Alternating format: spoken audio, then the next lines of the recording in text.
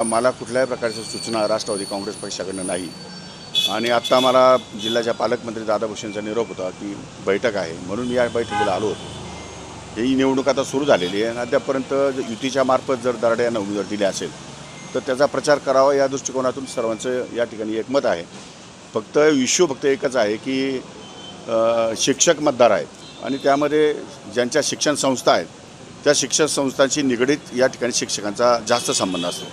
त्यामुळे ज्यांच्या संस्था आहेत त्यांनी यामध्ये जास्त दक्ष राहणं आवश्यक आहे असं माझं मत आहे।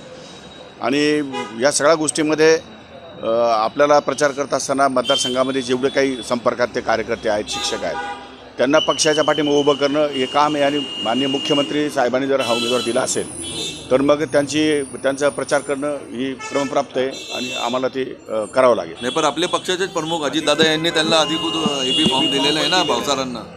कोण आहे? महेंद्र भावसार आपल्या पक्षाकडून पक्षाचा उमेदवार असेल तर मी पक्षालाच उमेदवार मतदान करणार, पक्षालाच मदत करणार मी। पण मग नेमकं जर पक्षाचा उमेदवाराची मागणी नसेल पक्षाने मागणी घेतली नसेल आणि मला अजितदादांनी जर आदेश दिला तर मी अजितदादा सांगेल तेच काम करणार। आतापर्यंत काही आदेश नाही अजून तर नाही। पण मग आपण महायुतीमध्ये आहात आणि असं देखील दोन उमेदवार महायुती हे सगळं चुकीचंच आहे खरं म्हणजे या सगळ्या गोष्टी व्हायला नको आहे पण होत असतील तर अजूनही वेळ गेलेली नाही आहे।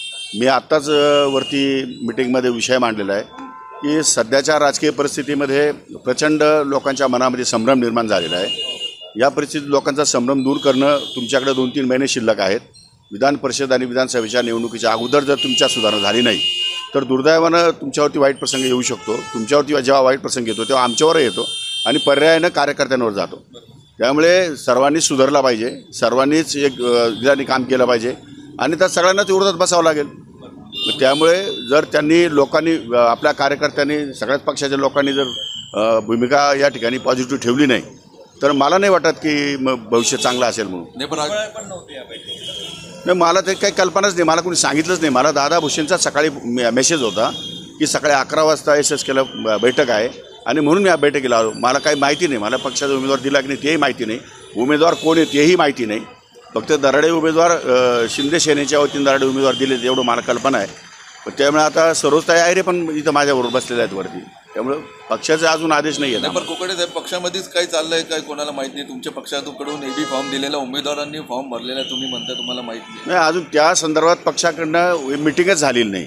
जर पक्षाची मिटिंग झाली जिल्ह्यामध्ये तर पक्षाच्या मिटिंगला आम्हाला जावंच लागेल, इट्स कंपल्शन। त्यामुळे पक्षाचे सांगेल तेच आदेश आम्ही या ठिकाणी पाळणार। एबीपी माझा, उघडा डोळे बघा नीट।